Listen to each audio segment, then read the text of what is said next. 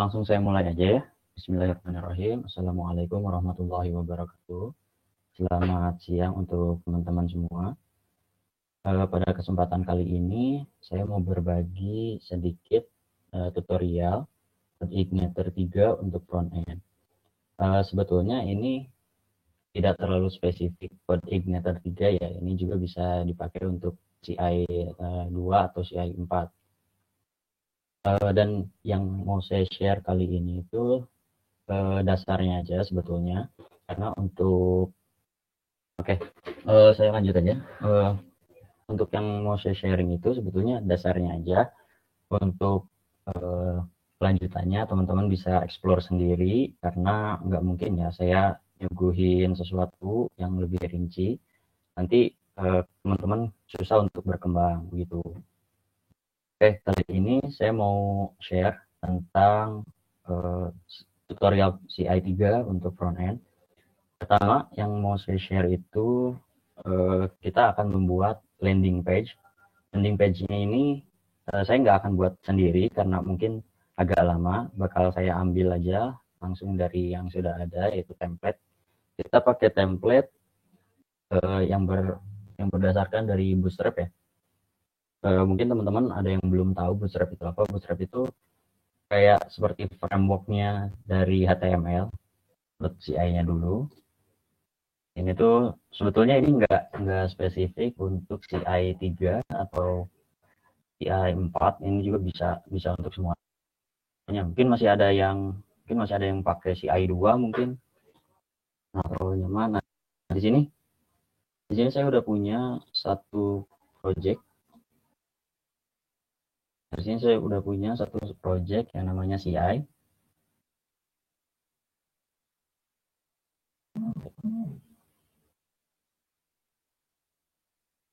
Oke. Nah, teman-teman, di sini saya akan memulai projectnya itu dari localhost ya. Yang saya pakai di sini itu adalah SAM. Kalau misalnya teman-teman ada yang mau pakai WAM, ini berarti kita sudah berhasil ya menjalankan CI-nya ya. Nah, di sini saya sudah punya satu template. Ini teman-teman bebas mau ngambil template dimanapun. Ya, yang free, yang berbayar itu bebas. Kita lihat di sini.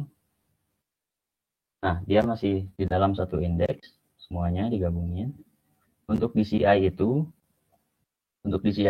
saya lebih suka untuk dipisah-pisah. Kenapa? Karena nanti dia elemennya bisa dipakai dimanapun kalau dipisah-pisah. Jadi dia tinggal panggil-panggil aja. Nah, kita coba langsung.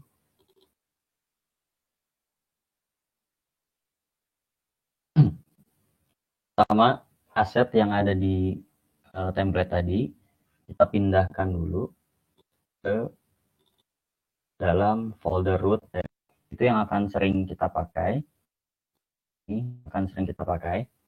Nah, tapi untuk kali ini, karena untuk landing page dia tidak memiliki data, dia cuma menampilkan saja. Di sini saya cuma pakai controller dan views. Di sini kita mulai dari controller. Nah, controller yang tadi saya bilang welcome.php. Oke, di sini fungsi indeks dari controller welcome, dia langsung menampilkan view yang bernama welcome message. Nah, view welcome message itu ada di folder view dan welcome message. Nah, ini adalah tampilan pertama yang teman-teman dapat dari CodeIgniter. Mau di CodeIgniter 4, 3 ataupun 2, tampilannya akan seperti ini ya. Masih sama, masih welcome to CodeIgniter. Nah, dari template yang tadi kita download semua konten yang ada di dari template ini. Nah, kalau saya biasanya selalu memisahkan. Di sini kan ada link ya. Nah, link CSS, terus ada dia load Bootstrap, ya bootstrapnya dimasukin ke CSS. Nah, misalkan teman-teman nanti punya font yang ingin di custom, dia bisa langsung masukin di sini. Nah, tapi daripada kita susah-susah untuk copy paste ini, saya lebih suka menyingkat menjadi bagian dari link CSS. Oke, pertama kita masuk ke application, view. Di sini saya akan membuat satu folder yang namanya adalah template. Kenapa template? Karena ini akan digunakan berulang-ulang ya, bisa digunakan berulang-ulang oleh page yang lain. Oke, di template ini saya akan membuat satu file yang namanya adalah link css.php. Oke, ini sudah ada link CSS-nya. Nah, dari bagian link ini sampai sini akan saya kopikan dan saya masukkan di sini. Oke, ini sudah cukup untuk nantinya si tampilan ambil datanya, kita tinggal panggil link CSS ini. Oke, saya simpan. Nah, begitu juga dengan bagian di bawah. Nah, di sini kan ada file dari JavaScript-nya ya. Di sini juga saya akan copy dan membuat file baru yang bernama link yes.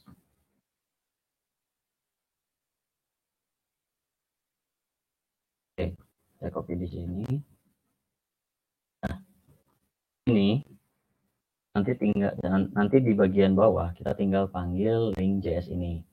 Nah, tapi sebelum dipanggil di sini kan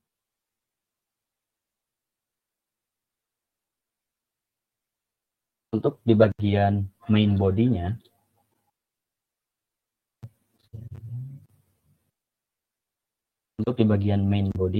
di sini ada yang namanya navigation. Navigation itu adalah ini, adalah navbar, navigation bar. Nah, kita juga bisa memisahkan ini. Mungkin misalnya nanti teman-teman pencet link service, saya masukin di template tadi dengan nama navbar. Oke. Ya, jadi di dalam folder template ini sudah punya link CSS, link JS, dan navbar. Untuk teman-teman yang misalnya membuat page untuk admin, biasanya di sebelah kiri itu bagian sini ya, saya contohkan ini, itu biasanya ada sidebar. Sidebarnya itu biasanya kalau saya selalu dimasukin di bagian template, karena dia tinggal dipanggil aja di. Oke, saya lanjut. Di sini saya sudah punya API dari ini ya, untuk COVID. Ini dari API-nya kawalcorona.com di Indonesia. Nah, untuk oke, udah ada ya. Oke, saya ulangi ya. Nah, di sini saya punya API dari kawalcorona.com ini untuk daerah di Indonesia. Data ini dia diupdate setiap 1 bulan sekali ya. Jadi kita bisa pakai ini gratis. Nah, yang pertama di sini saya akan pilih bahasa PHP. Nah, kita akan pilih PHP URL ini. Nah, lalu saya akan pakai data ini, URL ini. Ini akan dipakai untuk dimasukkan ke dalam model. Oke, kita masukkan ke dalam model. Nah, di sini ya. Di sini memang belum ada apa-apa, kita buat aja. Nama modelnya kita pakai.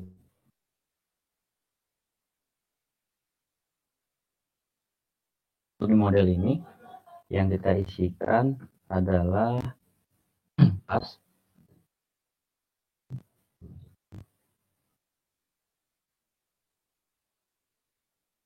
nama modelnya, lalu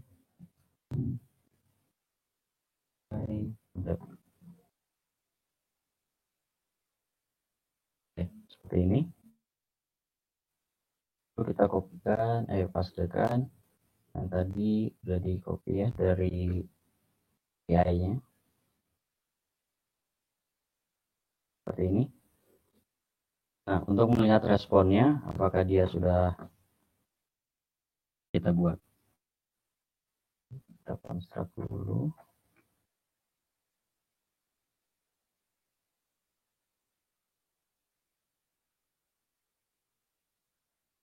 Ada perintah parent. Parent ini mengikuti disediakan oleh si A ya.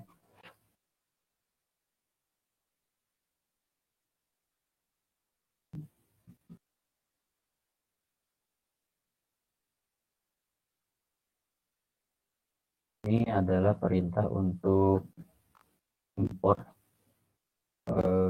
Ini ya kita panggil. Oke. Sampai di sini. Ini kita berarti sudah manggil modelnya ya. Sudah ada modelnya, kita import, masukkan ke konstruk. Oke.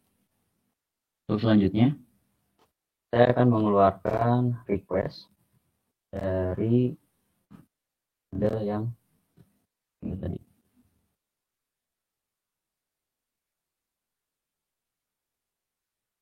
Kita akan memanggil function get data ini yang berada di dalam model get. Jadi seperti ini. Ini get data, kita ambil dari sini. Ini baru kita masukkan function yang ada di model tadi. Nah, ini dia sudah mendapatkan data yang disediakan dari API kawal corona tadi. Ini adalah data-datanya.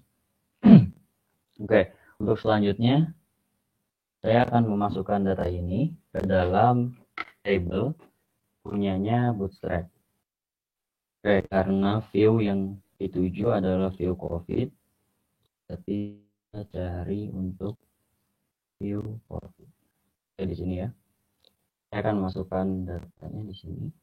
Oke, sampai di sini data saya sebut data, isi array-nya saya namakan di sini section. Lalu di sini saya panggil hasil dari data request ini. Oke. Ini. Lalu ada bagian view. Kita tambahkan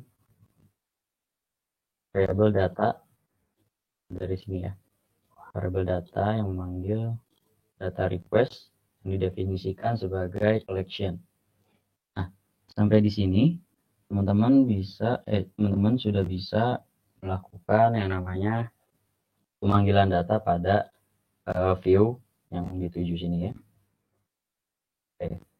Terus untuk memanggil datanya, karena data yang dipanggil itu banyak, kita menggunakan proses looping.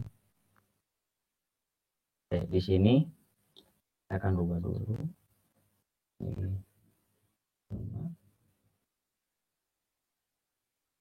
Sebelum itu, saya di sini udah punya postman ya. Ini tadi adalah contoh keluaran data yang diambil dari kawal corona ini, yang diambil dari API kawal corona. Di sini kan ada kode provinsi, ada nama provinsi, kasus positif, kasus sembuh, dan kasus meninggal. Nah, dari itu semua yang akan saya pakai hanya provinsi. Dan bisa dilihat dari struktur tabel yang diberikan oleh Bootstrap. Di sini ada 3 data, yang dimana data itu ditulis manual oleh Bootstrap menjadi 3 bagian ya. Di sini 1, di sini 2, di sini 3. Nah, karena kita memakai looping, kita hanya perlu 1. Jadi ini kita hapus saja.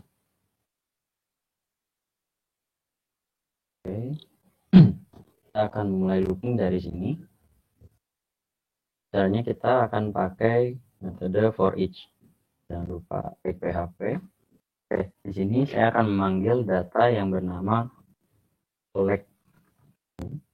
Data ini diambil dari controller ini welcome, ya, dimana itu adalah pendefinisian dari data request yang diambil dari data API. Ini recollection as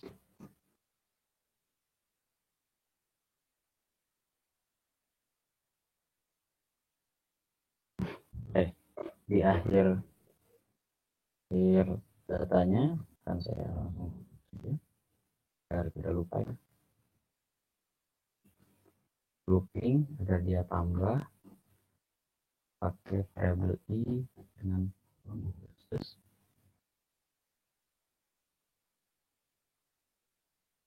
ini. Oke, saya akan lihat dulu ini.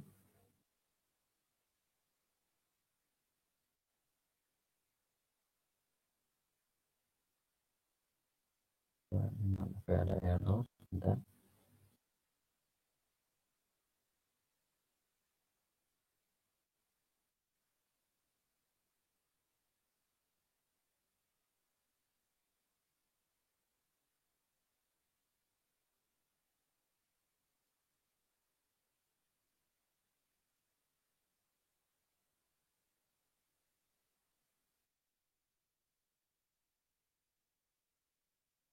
Namanya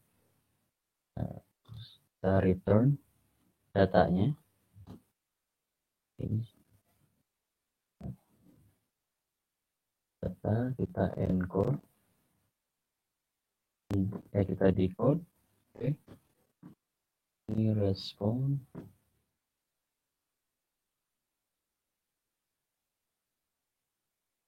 data.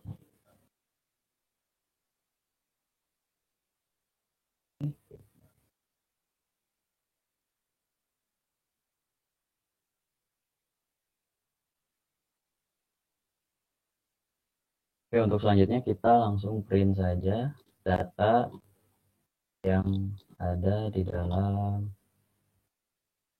API-nya. Sini saya langsung print.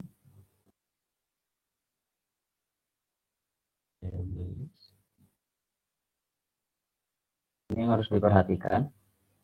Pertama, di sini adalah didefinisikan sebagai atribut untuk isi dari array-nya. Dari itu isikan sebagai atribut. Lalu kita isikan datanya yang mau kita cetak. Ini sambil provinsi.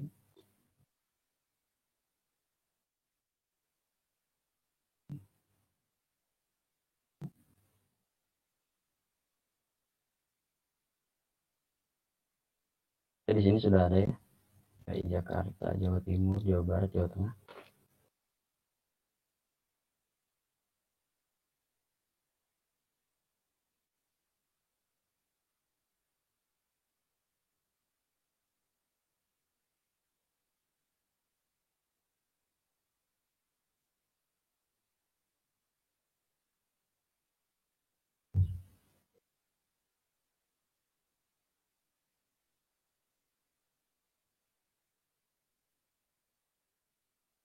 Oke, untuk selanjutnya saya akan menampilkan data kasus positif.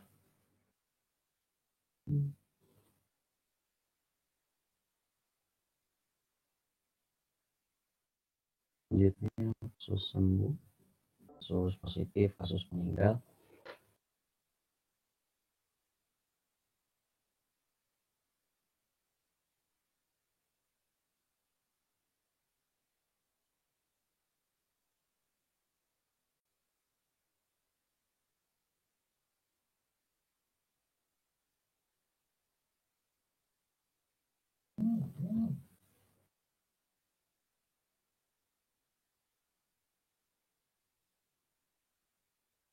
Oke, di sini sudah normal ya.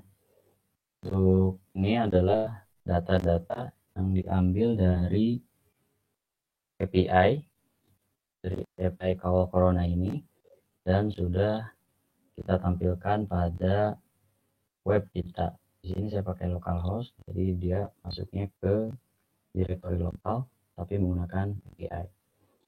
Mungkin dari saya cukup. Mungkin teman-teman ada yang ingin bertanya.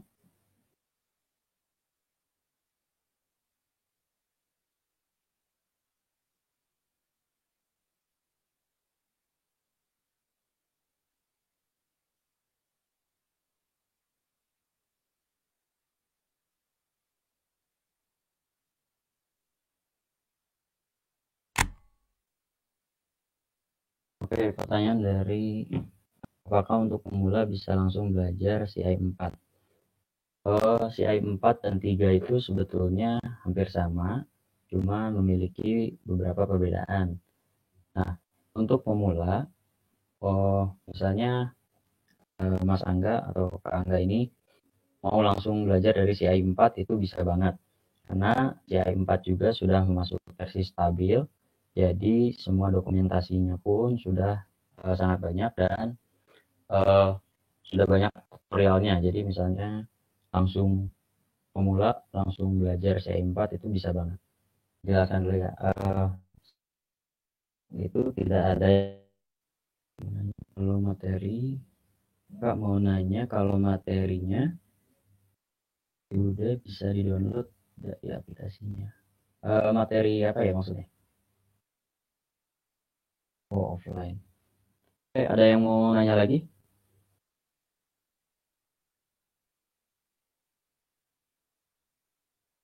Untuk teman-teman yang misalnya nanti mau membutuhkan apa namanya aplikasi yang tadi saya tampilkan, nanti akan saya kasih linknya.